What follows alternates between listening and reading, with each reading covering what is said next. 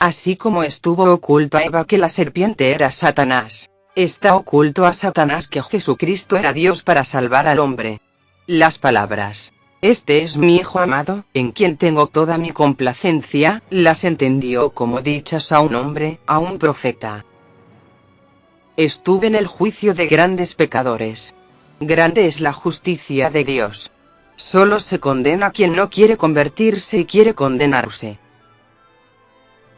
He visto que Juan Evangelista escribió su Apocalipsis de a poco, a medida que iba teniendo sus visiones y no de una sola vez. 3 años antes de su muerte escribió su Evangelio casi siempre en estado de éxtasis. Esta mañana estaba orando el credo, cuando de repente se me apareció el maligno y me dijo, ¿de qué te sirve orar el credo? Si no entiendes palabra de él. Yo te lo explicaré, lo comprenderás y lo sabrás. Yo le dije, no quiero saber, sino creer. No hay ningún bien creado tampoco estimado, tan descuidadamente arrojado lejos por una inmensa mayoría de seres humanos como los momentos fugitivos de esta corta vida que tan rápidamente vuelan hacia la eternidad. El valor de un hombre ante Dios es estimado por las disposiciones de su corazón, su rectitud, su buena voluntad, su caridad, y no por su agudeza de intelecto o magnitud de conocimientos. Las almas más abandonadas son las que no tienen a nadie que ore por ellas. Muchos parientes olvidan a sus deudos. Yo siempre hago oración por estas almas. Vi a Adán y Eva llegar a una tierra, lugar de penitencia. Era un espectáculo muy conmovedor, ver estos dos seres en penitencia sobre la tierra desnuda. A Adán le fue permitido traerse una rama de olivo con él desde el paraíso, y ahora la plantó. He visto después que de este mismo olivo, se formó parte de la cruz de Jesucristo. Todos los que no están en unión viviente con Jesucristo a través de la fe y la gracia, la naturaleza está llena de la influencia de Satanás. He visto un fuerte vínculo, incluso mucho tiempo después de su muerte, entre los santos en el cielo y sus descendientes en la tierra, con una duración de hasta siglos. Tuve la visión que nuestro Señor padeció de la herida en su hombro más que de cualquier otra. Es muy doloroso para mí repetir, que si solo un sacerdote ofreciera el sacrificio incruento merecidamente, y con los mismos sentimientos como lo hicieron los apóstoles, se podrían evitar todas las calamidades de la Iglesia. He visto que el niño traído a Jesús y que estuvo dentro del círculo entre él y sus apóstoles y presentado como modelo de humildad, fue después Ignacio de Antioquía, mártir. Si Jesucristo es verdad, todo en él es verdad. El que no admite una cosa, no cree la otra. Es impresionante ver cómo los justos y los patriarcas debieron luchar y sufrir en medio de cultos diabólicos y desórdenes espantosos, a pesar de numerosas revelaciones que recibían de Dios. Y cómo la salvación pidió prestado caminos escondidos y laboriosos para abrirse finalmente sobre la tierra, mientras que todas estas prácticas demoníacas proliferaban y se extendían en plena luz. La Virgen Santísima, hallándose constantemente en comunión espiritual con Jesús, sabía todo lo que le sucedía, y sufría con él. El matrimonio es un estado de penitencia que requiere de la oración, el ayuno, la limosna, la práctica de la caridad, la renuncia, y la intención de aumentar el reino de Dios. Jesús habló después de su resurrección del misterio del Arca de la Alianza, diciendo que ese misterio era ahora su cuerpo y su sangre, que había dejado en el santo sacrificio, en la cena del Señor. Veo con frecuencia que personas que son muy estimadas y halagadas, debieran estar en una casa para locos. He visto un cuadro inmenso de los misterios del santo sacrificio. Todo lo que había de santo, desde la creación del mundo, se refiere a eso. He visto el significado del círculo junto a la forma redonda de la tierra, de los cuerpos celestes y de la hostia. Vi que, para el arca, como para la cruz, se usaron 4 tipos de madera: la palma, del olivo, del cedro y del ciprés. Los veía derribar los árboles y cortarlos. En el mismo lugar Noé llevaba los maderos en sus hombros hasta la arca, así como Jesús después llevó el madero de su cruz. Fue voluntad de Dios dejar incierta la muerte, el lugar de su sepultura y la ascensión de la Santísima Virgen María, ya que en esos tiempos habría sido convertida en una diosa, como había tantas en la mitología pagana. Sufrir pacientemente es el estado más digno de envidia del hombre sobre la tierra. Si un ángel pudiera tener envidia, la tendría de un hombre que sufre por Dios. Cuando Jesucristo vino al mundo y regó con su sangre a la tierra, la fuerza maléfica de las prácticas diabólicas se atenuaron y sus efectos fueron más débiles desde allí. Moisés desde su infancia fue un vidente, pero estaba en Dios. Jesús no tenía ninguna comunicación particular con los esenios, aunque hubiera algunas semejanzas entre su enseñanza y las suyas. Con muchos de ellos él no tenía más relación que con otra gente dispuesta, piadosa y amable. Él era íntimo con varios esenios casados quienes eran amigos de la Santa Familia. Como esta secta nunca discutió con Jesús, él nunca tuvo causas para hablar en contra de ellos, y no son mencionados en los evangelios, porque él no tenía nada con lo cual reprobarlos como él tuvo en otros. Él fue silencioso también por lo bueno encontrado entre ellos desde entonces. Si él los hubiera mencionado, los fariseos habrían declarado que él pertenecía a esa secta. Yo tuve una visión respecto del monte Calvario. Vi en él a un profeta, el compañero de Elías. El monte estaba entonces lleno de cuevas y sepulcros amurallados. El profeta entró en una de estas cuevas subterráneas, y sacó de un sarcófago lleno de osamentas, el cráneo de Adán. Un ángel que estaba cerca de él, en aparición le dice: "Este es el cráneo de Adán", y le prohibió llevárselo. Sobre el cráneo, todavía había algunos cabellos finos y rubios. Vi también que tras lo sucedido con el profeta se nombró a este lugar el lugar de la calavera. Calvario es justo encima de este cráneo que fue puesto, en línea recta, el pie de la cruz de Cristo, el lugar del Calvario. Tuve revelación que el sitio donde estaba el cráneo es el centro de la tierra, y me han sido señalados la distancia en cifras hacia oriente, al sur y el poniente. Pero lo olvidé. Vi también cómo los apóstoles se dispersaron sobre la parte más grande de la tierra, para quebrantar la dominación de Satanás y llevar allí la bendición. Y como ciertas regiones estaban muy particularmente en el poder del enemigo, pero Jesús por su sacrificio perfecto, les entregó a estos hombres el Espíritu Santo de su bendición que sólidamente se estableció en ellos y permitió así la evangelización de todo un continente. Es inexacta la idea, según la cual Dios no necesitaba hacerse hombre, ni morir por nosotros en la cruz, siendo Él capaz de proceder de muy distinto modo para salvarnos, gracias a su omnipotencia. Vi que Él lo hizo todo en conformidad con su propia perfección infinita, su piedad, y su justicia. Que no hay en Dios una obligación ni un deber, Él obra lo que obra y es lo que es. He visto a ángeles, arrojando y desterrando a los malos espíritus del aire a regiones pantanosas, estériles y brumosas. He comprobado que los malos espíritus suelen habitar frecuentemente en lugares pantanosos y oscuros. Cuando los ángeles caídos echaron las puertas abajo, fue como un mar de imprecaciones, de injurias, de aullidos y de lamentos. Todos tuvieron que conocer y adorar a Jesús. Y este fue el mayor de sus suplicios. En el medio del infierno había un abismo de tinieblas. Lucifer fue precipitado en él y encadenado, y negros vapores se extendían sobre él.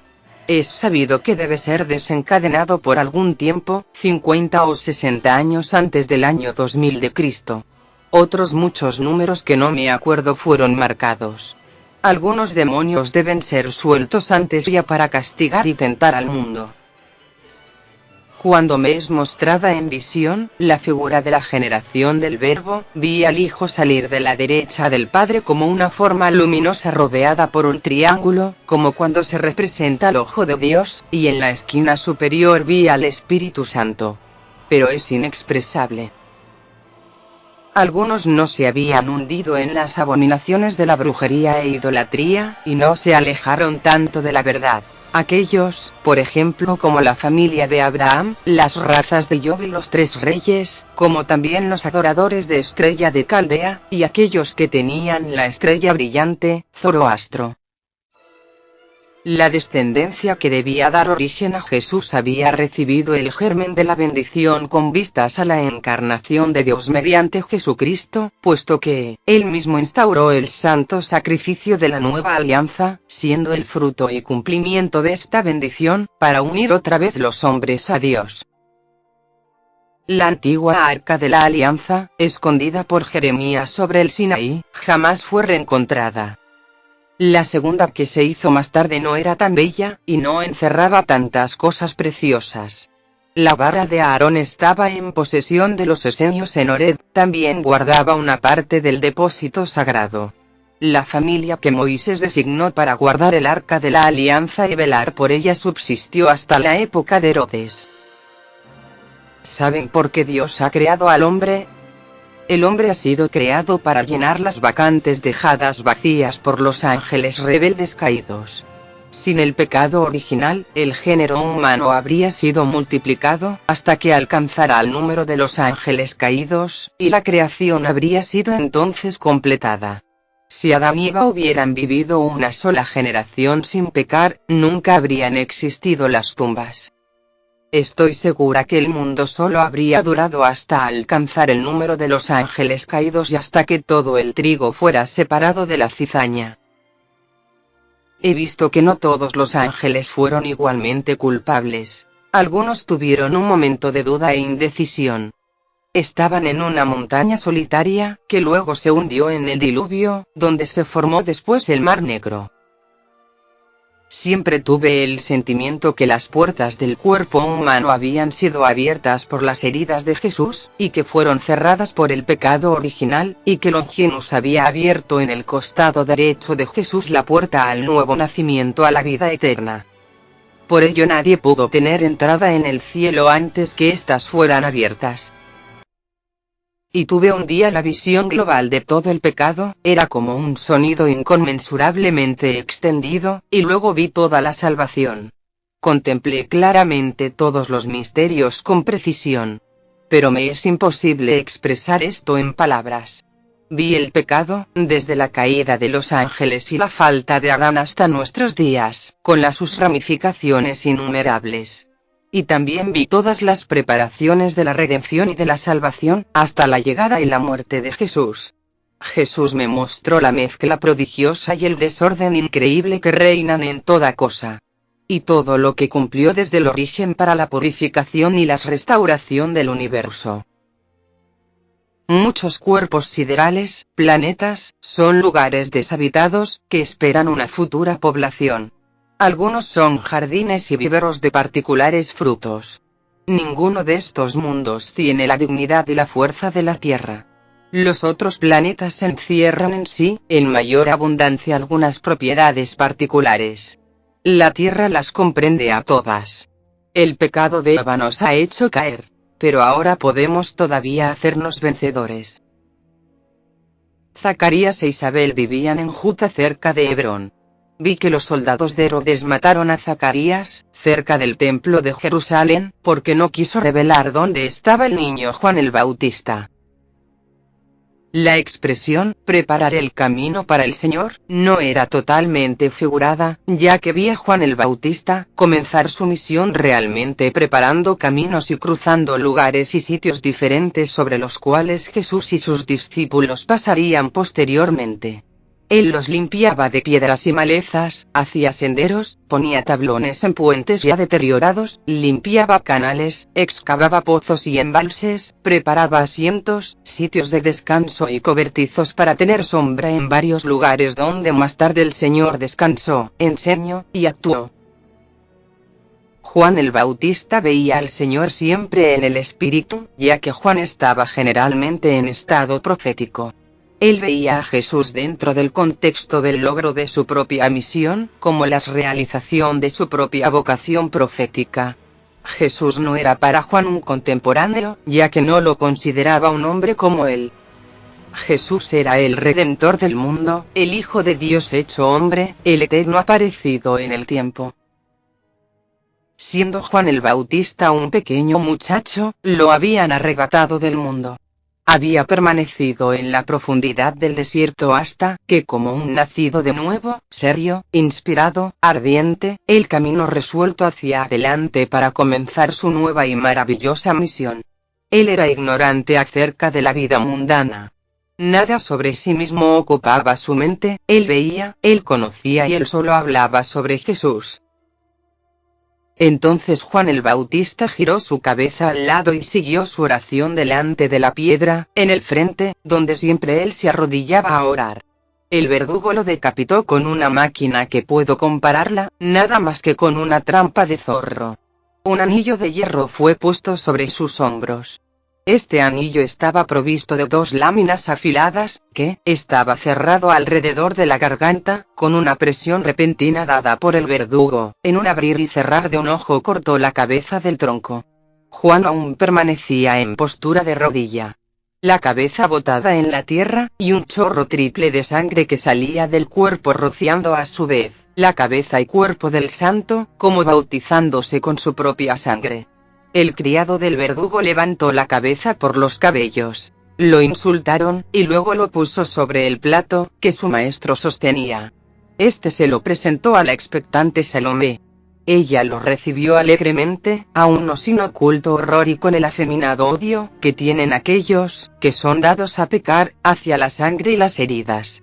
Ella llevó la cabeza santa cubierta por un paño rojo sobre el plato. Y Jesús les reveló el hecho que Juan el Bautista había sido muerto por Herodes. Una pena profunda posesionó a todos ellos, mojaron la manta con sus lágrimas, sobre todo Juan Evangelista, que se lanzó llorando en el suelo. Estaba angustiado y postrado, sollozando y lamentándose, con su cara presionada sobre la manta. Jesús y sus discípulos siempre enseñaban las mismas cosas a los diferentes grupos de personas, de tal manera que comparando las diferentes notas, todos comprobaban que habían oído lo mismo. Algunos discípulos enseñaban a mayor distancia mientras Jesús llegaba. Luego estos mismos discípulos volvían a explicar lo que no le habían entendido a Jesús y les revelaban los milagros hechos por el Señor. Los que habían entendido mejor, podían luego explicarlo a los demás. Jesús y sus discípulos caminaban a través de los campos fuera de la ciudad, instruyendo en parábolas a los que trabajaban en las siembras. Los discípulos a veces descontinuaban su trabajo en este país caluroso para descansar, y así, Jesús en estas ocasiones, tenía la oportunidad de aceptar invitaciones a comer y le era permitido compartir y continuar con sus enseñanzas. Vi que Adán no fue creado en el paraíso, sino en la región donde Jerusalén se ubicó posteriormente. Lo vi salir, brillante y blanco, de una colina de tierra amarilla, como de un molde. Era como nacido de la tierra, que era virgen. Dios bendijo esa tierra y entonces fue su madre. Vi una forma en su lado derecho y comprendí que era Eva, quien había sido sacada de él por Dios. Dios lo llamó, y esto fue como si la colina se abriera y Adán salió poco a poco. No había árboles, simplemente pequeñas flores. También había visto que los animales fueron sacados de la tierra, uno por especie, y a las hembras desprenderse de ellos. Entonces de su derecha, del mismo lugar en el cual Jesús fue abierto por la lanza, Dios sacó a Eva. Vi a Eva fina y pequeña se volvió rápidamente más grande, hasta alcanzar su talla definitiva y ser perfectamente bella.